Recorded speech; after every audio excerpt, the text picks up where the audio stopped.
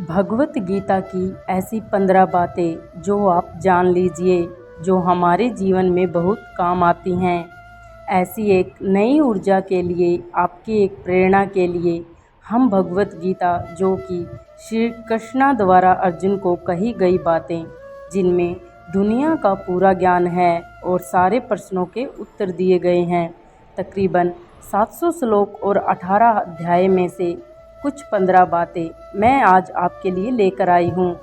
युवा पीढ़ी की सफलता के ज्ञान से संबंधित हमारी जानकारी आपको बताती है कि कुछ ऐसी पंक्तियाँ, कुछ ऐसा ज्ञान जिनको ज़िंदगी में आप एक नए मुकाम पर पहुँचने में पाएंगे। इन्हें आप सिर्फ सुनिए नहीं, बल्कि अपने जीवन में अपनाइए भी। उसी से इसका पूरा लाभ आपको मिल पाएगा। जैसा कि आप सभी को पता है कि भगवत गीता सिर्फ एक किताब नहीं है, बल्कि संसार के सभी प्रश्नों की एक उत्तर तालिका है। इसमें दुनिया भर का ज्ञान शामिल है। हिंदू धर्म पर आधारित भगवत गीता युवाओं के लिए एक नया वरदान के रूप में सामने आई है। इस किताब में दुनिया के सारे प्रश्नों का जवाब दिया गया है।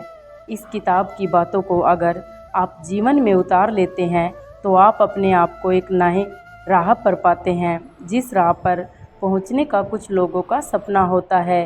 अपने ज्ञान के चलते और इस किताब के चलते और एक पॉजिटिव अप्रोच के चलते अपने जीवन का सही मार्ग, सही दिशा पा लेते हैं। यह किताब आपको काफ़ी कुछ सिखाती है।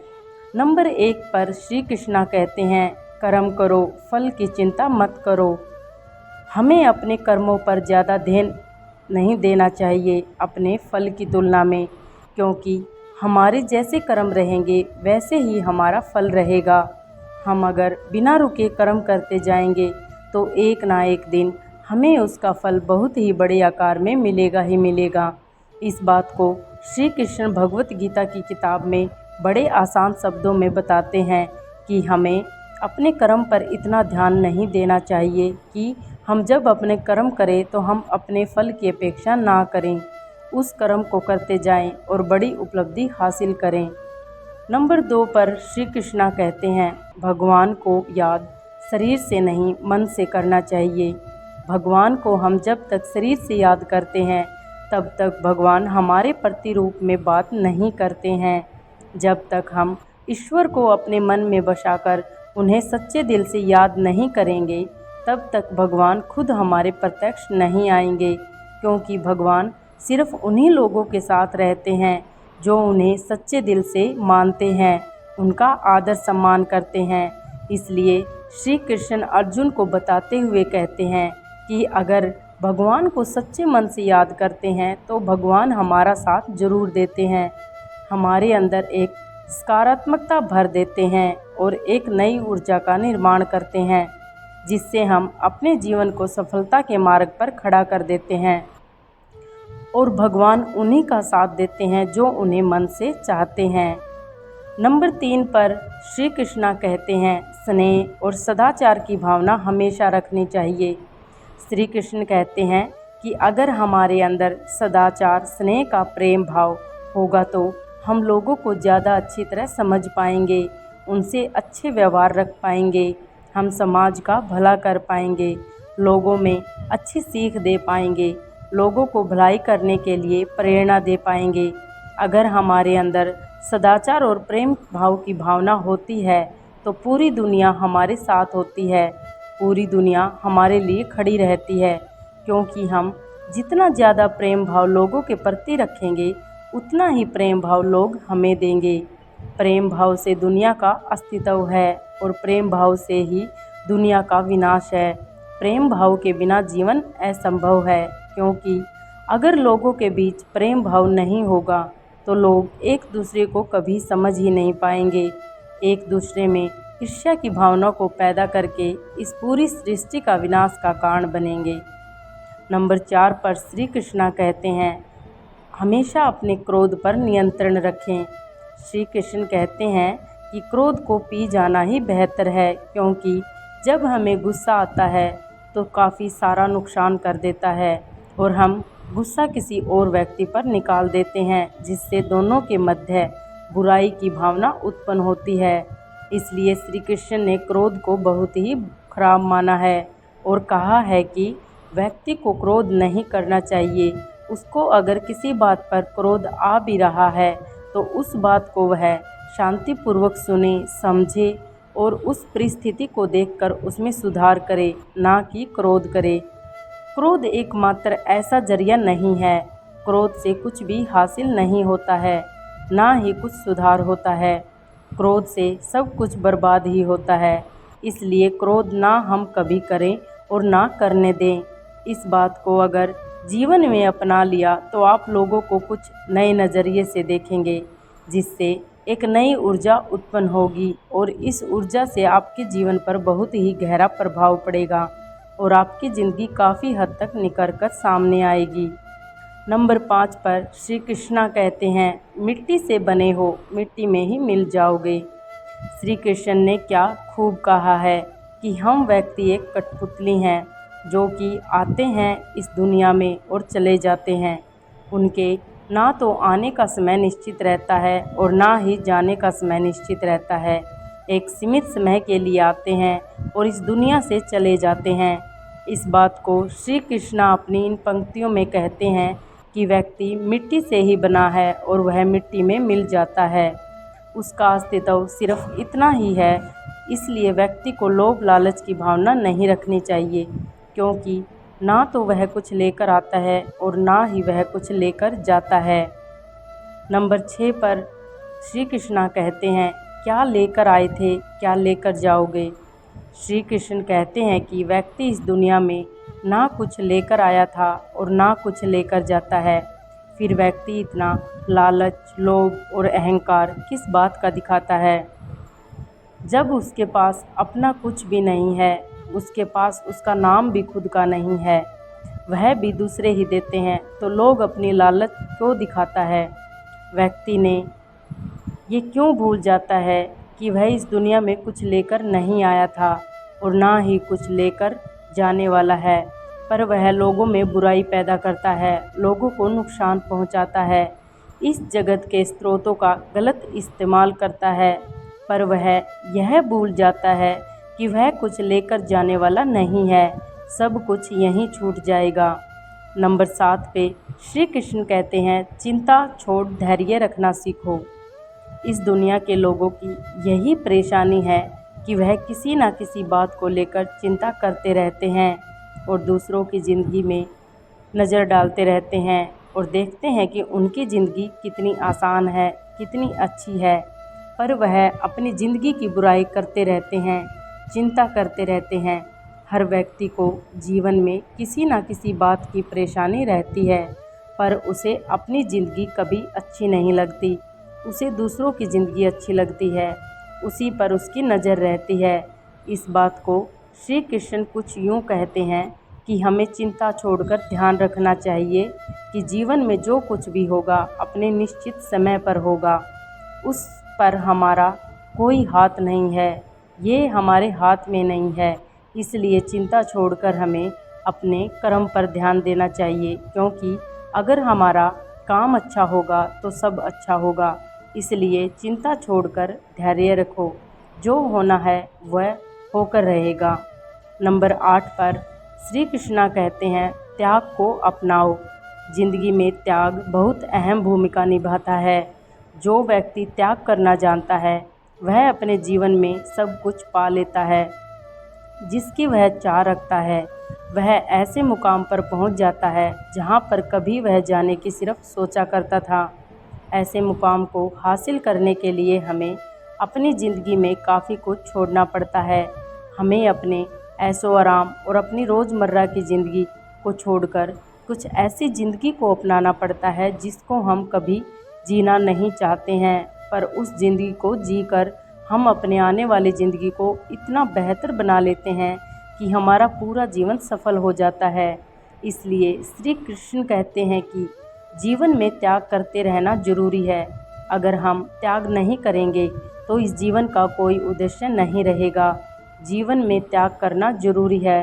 त्याग से हमारे खुद में परिवर्तन होता है और ज़िंदगी में भी सुधार होता है। इसलिए त्याग करते रहना चाहिए।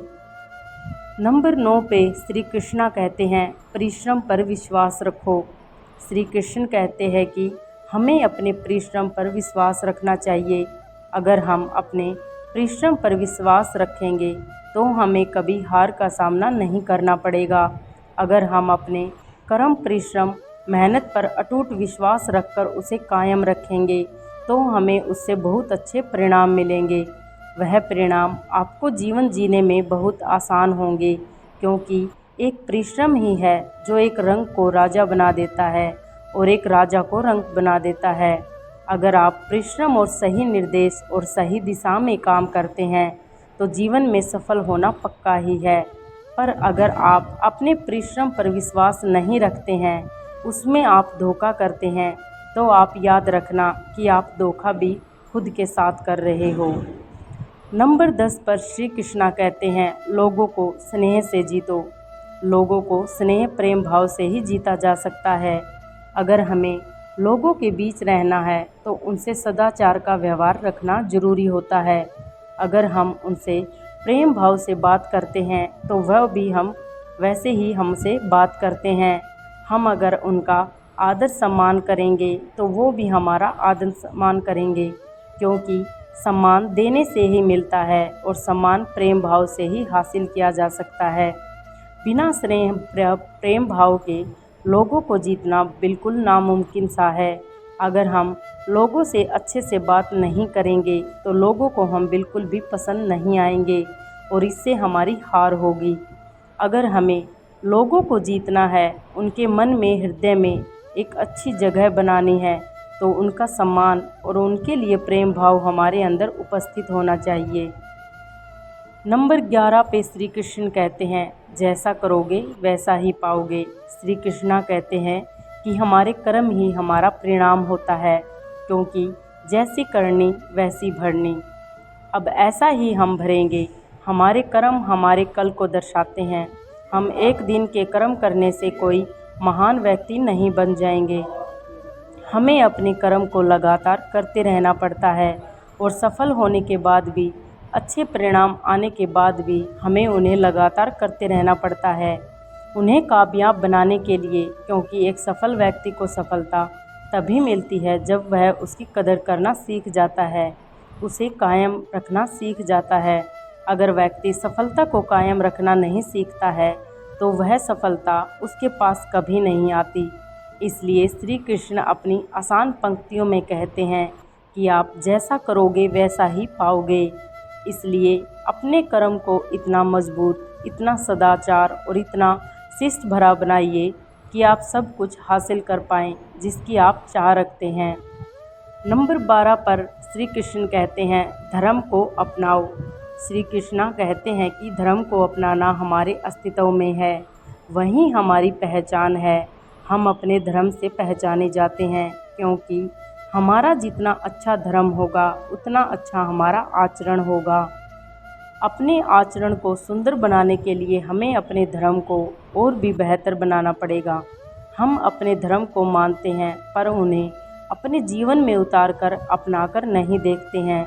जब तक हम अपने धर्म को अपने जीवन में नहीं उतारेंगे तब तक हम में कोई बदलाव नहीं आएगा, और जब तक जीवन में बदलाव नहीं आएगा तब तक आप सफलता के रास्ते तक नहीं पहुंच पाओगे।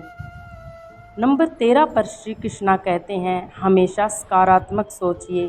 श्री कृष्ण कहते हैं कि हमारी सकारात्मकता हमारी बातों और हमारे काम करने के तरीक़ों से झलकती है। जितना हम सकारात्मकता से अपना काम करेंगे, उस काम को सफल होने की संभावना उतनी ही अधिक बढ़ जाएगी। एक सकारात्मक व्यक्ति हर एक स्थान पर सम्मान पाता है। उसकी सकारात्मक उसकी बातों से प्रतीत होती है और अपनी बातों से लोगों का मन मोह करना जानता है। सकारात्मकता अगर काम में आएगी तभी वह काम सफल होगा। नकारात्मकता हमें हमेशा हार का सामना करवाती है, इसलिए सकारात्मकता रखो और काम करते रहो। नंबर 14 पर श्री कृष्णा कहते हैं आत्मा अमर है। श्री कृष्ण ने क्या खूब कहा है, आत्मा अमर है। यह हमारा देह एक रेत के समान है जो आखिरकार मिट्टी में ही मिल जाता है, पर हमारी आत्मा अमर है। ना इसका कोई अंत है, ना ही कोई इसका मरण है।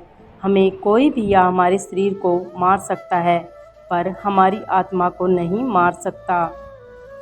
वो कभी नहीं मरती, व्यक्ति को कभी भी मारा नहीं जा सकता है। इस बात को श्री कृष्ण अपनी भगवत गीता की बातों में बताते हैं कि व्यक्ति कभी मरता नहीं है, उसका शरीर मर जाता है पर आत्मा से हमेशा के लिए जिंदा रहता है। नंबर 15 पर श्री कृष्ण कहते हैं, आप स्वयं अपने जीवन के निर्माता हैं। इन पंक्तियों के द्वारा श्री कृष्ण कहते हैं कि आप खुद ही अपने जीवन के निर्माता हैं। आप जैसा बीज बोएंगे वैसा ही काटेंगे। आप जितना परिश्रम करेंगे आप उतने ही अच्छे परिणाम पाएंगे। आप जीवन में जो स्थान की चाह रखते हैं उस स्थान पर सिर्फ आप एक ही तरीके से पहुंच सकते हैं, और वो जरिया है आपकी मेहनत। आप जितनी ज़्यादा मेहनत करके अपना अच्छा प्रस्तुत करेंगे उतना ही अच्छा आप पाएंगे भी। आप खुद अपने जीवन के निर्माता है।